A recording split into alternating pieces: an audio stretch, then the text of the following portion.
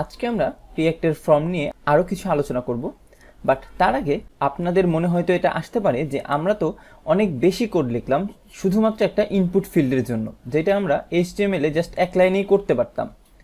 তো এইরকম যদি আপনার মনে কোয়েশ্চেন এসে থাকে, তাহলে আপনার বুঝতে হবে যে এই স্টেট কন্ট্রোলের মাধ্যমে আমরা কিন্তু এই ভ্যালুটাকে, অর্থাৎ এই নেম ইনপুটটাকে ডাইনামিক্যালি ইউজ করতে পারছি। আমি যদি এখানে ইনপুট ট্যাগের নিচে একটা পি ট্যাগ লিখি এবং এই পি ট্যাগের ভেতরে আমি সিম্পলি যদি লিখে দিই this dot state dot name input, এবং আমি যদি এখন ব্রাউজারে যাই, এখানে দেখেন নিচে কিন্তু হ্যালোটা শো করছে, এবং একই সাথে আমি যখন লিখবো হ্যালো 1 2 3, একই সাথে হ্যালোটাও এখানে, হ্যালো 1 2 3টাও এখানে চলে আসছে। অর্থাৎ আমি চাইলে ডাইনামিক্যালি কিন্তু ভ্যালুটা নিয়ে কাজ করতে পারবো। তো আশা করি বুঝতে পারছেন যে এই রিঅ্যাক্টের ওয়েতে স্টেট সেট করার মাধ্যমে কত পাওয়ারফুল করে ফেলতে পারলাম আমার অ্যাপ্লিকেশনটাকে। তো এখন আমি আপনাদের আরও কিছু এক্সাম্পল দেখাবো। শুরুতে যেটা দেখাবো সেটা হচ্ছে সিলেক্ট, অর্থাৎ আমরা যেই সিলেক্টটা ইউজ করি HTML এ, সেটা যেটা আমরা এভাবে লিখি সিলেক্ট, এবং এই সিলেক্টের ভেতরে আমরা কিছু অপশন দিই, তাই না?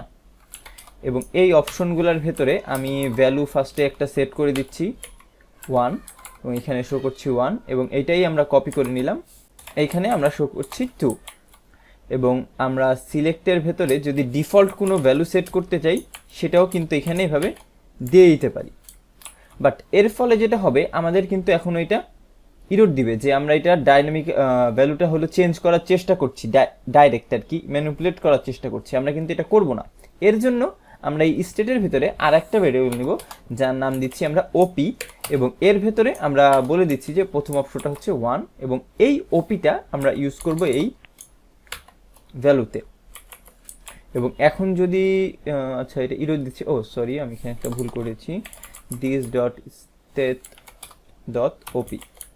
এখন যদি আমি ব্রাউজারে যাই, দেখেন এখানে একটা ড্রপডাউনের মতো চলে এসেছে, এবং এটা ক্লিক করলে 1 2 শো করছে, কিন্তু আমি যদি 2 ক্লিক করি সেটা নিচ্ছে না। এর কারণ কি? কারণ হলো আমরা কিন্তু অন চেঞ্জে কী হবে সেটা এখনও বলে দেইনি। এর জন্য আমাদের আবার কি করতে হবে, অন চেঞ্জ যেই মেথডটা আছে সেটা ইউজ করতে হবে। এই ইভেন্ট হ্যান্ডলারটা ইউজ করে আমরা আবার এই চেঞ্জ ইনপুটের ভেতরেই কাজ করব, বাট এইখানে আমরা আলাদা একটা চেঞ্জ ইনপুট না লিখে এইটার ভেতরেই আমরা কাজ করব। তো এর জন্য আমি লিখছি দিস ডট চেঞ্জ ইনপুট। তো যেহেতু আমরা প্রিভিয়াসলি ভ্যালুটা রিসিভ করেছিলাম ই ডট টার্গেট ভ্যালু দিয়ে, আমাদের কিন্তু এখন দুইটা ভ্যালু আসবে, একটা আসবে আমাদের এই সিলেক্টের জন্য আর একটা আসবে ইনপুটের জন্য, এবং দুইটা কিন্তু আলাদা আলাদা টাইমে আসবে। এইখানে যদি আমি একসাথে আপডেট করে দিই তাহলে কিন্তু কাজ করবে না, আলাদা আলাদা আমার দুইবার দুইটা ভ্যালুকে আপডেট করতে হবে। তো এর জন্য আমি শুরুতে যেটা করব, আমি একটা কন্ডিশন দেব, if e dot target dot type.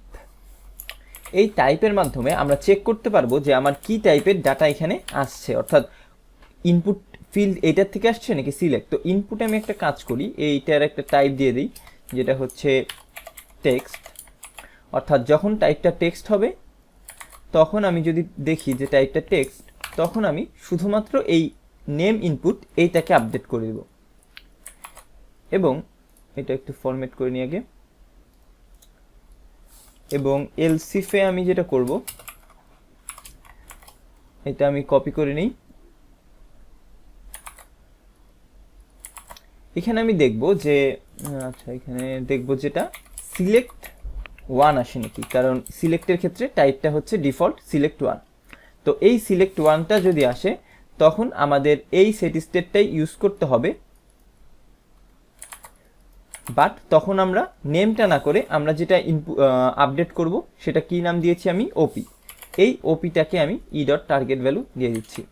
এবং এখন যদি আমি যাই আমার ব্রাউজারে, এটা রিফ্রেশ দিই, এবং এখন যদি আমি 1-এর থেকে এটা 2 নেই, দেখেন 2 চলে এসেছে। আবার যদি 1-এ দেই 1, এবং আমি চাইলে এখানেও চেঞ্জ করতে পারছি। তো আশা করি বুঝতে পেরেছেন চাইলে আমরা সিলেক্ট কিভাবে ইউজ করতে পারি। ঠিক একইভাবে আমরা কিন্তু এখানে ইনপুটের জায়গায় ইউজ করতে পারতাম টেক্সট এরিয়া, এবং তারপরে যেমন আছে চেক বক্স, রেডিও বাটন, এগুলা সব কিছুই কিন্তু ইউজ করতে পারতাম। আপনারা চাইলে আরও বিস্তারিত এগুলা সম্পর্কে জানতে পারেন রিঅ্যাক্টের ডকুমেন্টেশন থেকে। আজকের ভিডিও এ পর্যন্তই, সবাইকে ধন্যবাদ।